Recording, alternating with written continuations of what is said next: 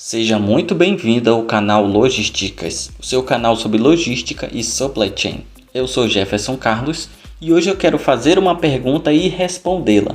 Como a reforma tributária pode impactar os negócios e a logística brasileira? Mas antes eu convido você a se inscrever no canal Logisticas, ativar as notificações e deixar o teu comentário depois nesse vídeo sobre aquilo que você acha sobre a reforma tributária, o que mais poderia mudar, o que realmente ela vai impactar aí dos negócios na logística. Vamos fazer uma espécie de network sobre esse assunto, porque ainda tem muito pano para manga e rolar. Hoje nós sabemos que o atual sistema ele tem uma alta carga tributária e ele é muito complexo. A proposta ela visa tentar diminuir essa complexidade e não diminuir a carga tributária, que é diferente. Então a ideia inicial é criar o IVA, Imposto sobre Valor Agregado, e esse IVA vai ser dividido de duas formas. O IBS, que é o Imposto sobre Bens e Serviços, que vai ser a junção de três impostos. O PIS/COFINS, que é sobre o financiamento da Seguridade Social e a integração social dos trabalhadores,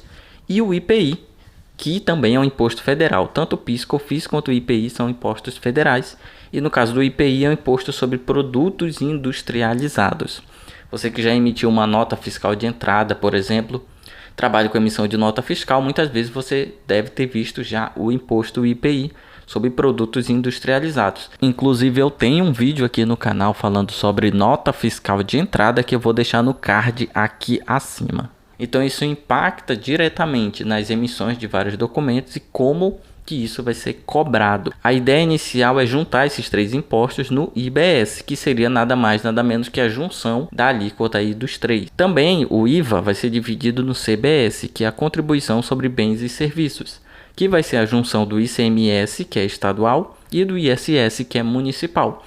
Você que trabalha aí na área de transporte e emite uma nota fiscal de serviço, por exemplo, que é uma operação de transporte dentro ali dos limites do município, você emite a nota fiscal de serviço e é cobrado ISS. Inclusive eu tenho um vídeo aqui no canal que fala sobre como entender uma nota de serviço. E você que vai fazer a emissão de conhecimento de transporte, sabe que vem a cobrança do ICMS, que é um imposto estadual aí nas operações de transporte entre municípios e entre estados. Então todos esses impostos aqui impactam direta e indiretamente nas operações logísticas. O IVA terá caráter nacional com a alíquota formada pela soma das alíquotas federal, estadual e municipal. Ele incidirá sobre o consumo e não sobre a produção. Isso acabará tecnicamente com a guerra fiscal entre os estados e municípios. Isso porque muitos criam incentivos fiscais para que as indústrias se estabeleçam nas suas regiões. Porém, a ideia do IVA é jogar essa tributação lá para o final da cadeia de suprimento, fazendo, é claro, com que as empresas comecem a repensar sobre o local onde elas estão. Isso muito provavelmente vai fazer com que elas fiquem próximo ao consumidor. Porém, essa mudança vai durar 50 anos, da origem para o destino da cadeia de suprimentos. Ele será não acumulativo, ou seja, vai ser cobrado apenas uma única vez no decorrer de todo o processo. E ele incidirá sobre qualquer operação de importação para o consumidor final ou para o consumo em si. E a previsão dele é que ele seja em torno de 27,5%. Nessa imagem que você vê, que é uma imagem aqui da Câmara dos Deputados, ela é uma imagem criada no início do processo de discussão, ainda nos meses passados, mas ela serve para ilustrar como que vai ser essa transição, que vai ser de 10 anos. O sumiço de vários impostos conhecidos, PIS, COFINS, ICMS, ISS e IPI, até o surgimento completo do novo imposto. Eu estou falando aqui 10 anos, mas é diferente daqueles 50 anos que eu falei anteriormente. Aqueles 50 anos falam a respeito da mudança da cobrança, que não vai ser mais na origem, vai ser no destino. Tudo isso vai demorar 50 anos. Porém, a existência do novo imposto vai acontecer no decorrer de 10 anos. Então, até o segundo ano, você tem aqui na imagem, você tem um período de teste. O novo imposto vai começar a surgir aqui na linha amarela. E a alíquota dele vai crescer proporcionalmente à alíquota dos outros, que vai diminuir. Então, PIS, COFINS, ICMS, ISS e IPI vão diminuir gradativamente. E o IVA vai crescer na mesma proporção. Tecnicamente é isso para acontecer. O que já traz uma certa confusão, porque desde o segundo ano até o 10º, você vai ter um período de 8 anos, onde todo mundo vai ter que lidar com 2 sistemas tributários diferentes. Isso com certeza vai trazer mais trabalho para os escritórios de contabilidade, para o sistema tributário, para quem trabalha com logística, recursos humanos. Basicamente todas as áreas da empresa vão ter que lidar com 2 coisas diferentes acontecendo ao mesmo tempo. Então, sinceramente, é um período assim muito longo para que você sinta realmente uma real mudança. E no meio desse período muita coisa pode acontecer. Essa segunda imagem, ela já é do Senado. Não sei se dá para ver nitidamente porque ela está na vertical. Inclusive eu vou fazer depois um outro vídeo na vertical para que você possa entendê-la melhor. Mas basicamente ela está explicando o período em que os impostos já conhecidos vão ainda existir e o período que os novos vão começar a surgir aos poucos com alíquotas pequenas e depois essas alíquotas vão subindo até que no final de 2033 você tenha a existência apenas do IBS, do CBS, que vão substituir os outros que a gente conhece, e também vai ter um IS, que eu vou explicar o que é esse IS, que é o imposto seletivo. O IS ele é conhecido agora como o imposto do pecado. Por quê? Ele é chamado de imposto seletivo, IS, e ele vai ser uma espécie de taxa extra sobre bens e serviços que são prejudiciais à saúde e ao meio ambiente, como cigarros e bebidas alcoólicas. Tem países por aí que adotam também o IVA como uma única forma de tributação e também tem um imposto muito parecido como o IS. Então ele não vai ser uma simplificação do sistema tributário que a gente já conhece. Ele vai ser um novo imposto, porém apenas sobre produtos específicos prejudiciais à saúde e ao meio ambiente. Então futuramente a gente vai conhecer melhor os detalhes sobre quais serão, esses produtos. Como que vai funcionar a cobrança do IVA na forma mais prática possível? Esse exemplo aqui ele é do próprio Senado, então eu vou explicar aqui para vocês o que eles construíram. Imagine uma cadeia de suprimentos de algodão. Na etapa 1, o produtor rural ele cobra pelo algodão que ele vai vender R$40. E sobre esse valor é adicionado o IVA de R$10. O valor do produto final que ele vai vender é 50, sendo que R$10 vai ser imposto.